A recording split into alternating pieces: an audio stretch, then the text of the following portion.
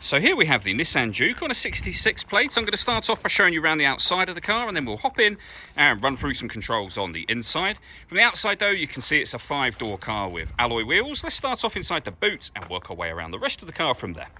As we approach the back of the car, you'll see we don't have reversing sensors. That's because this car's got a parking camera, which I'll show you when we're inside the car.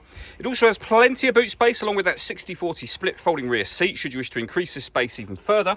And then underneath this tray section, even more space again. You can completely remove that tray, should you wish to.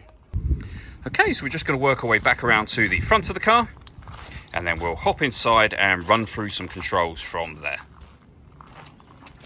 Just briefly before we climb in, I think it's well worth seeing the interior from this exterior point of view. There's plenty to run through on the dashboard, so let's hop in and we'll do that now. Okay, now that we're inside the car, we're going to start with the dials. On the left-hand side, we have the rev counter. We have the speedometer on the right-hand side.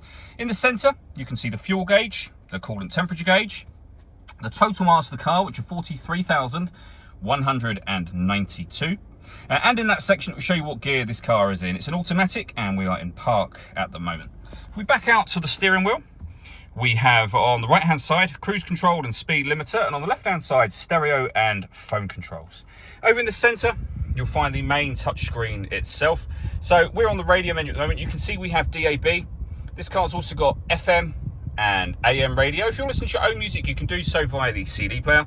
We've got auxiliary, USB input as well, and Bluetooth audio, so you can stream your music wirelessly, as well as making and receiving phone calls once you paired your phone, which is done by hitting connect and following the instructions on screen from there. This car's got satellite navigation. It's a nice clear colour display, as you can see. Very, very easy to use. And up on this screen, we've also got the 360 parking camera for the car as well. So reversing camera, bird's eye view image of exactly where the car is parked right now, and it goes a couple of steps beyond that as well. So you can press the camera button just here to get a front-facing camera and that same bird's eye view, or a front-facing camera and the front passenger side wheel as well. So very easy to park with all of those cameras. Below that, we have the climate control. So you can adjust the temperature, the fan speed. You can determine where you'd like the air to be distributed once it enters the car. The air conditioning's off at the minute. That button will turn it on. Same button to turn it off, of course. Or you can push this button in to put it onto auto. The car will now maintain the temperature that you've asked for by taking full control of the fan speed for you. You can override that by making any manual adjustment. You'll see auto's now gone off. You can put it back on your own settings here as well. This screen also doubles up as the driver mode screen. You can see your options have now changed on here. You can put the car into normal, sport, or eco.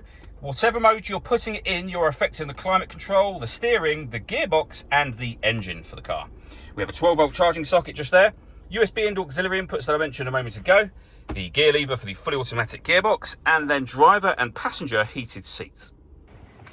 All that leaves me to say is thank you for taking the time to watch this video. If you'd like to come and see the car in person and have a test drive, please feel free to give us a call here at Surrey Specialist Cars. We'd love to hear from you soon.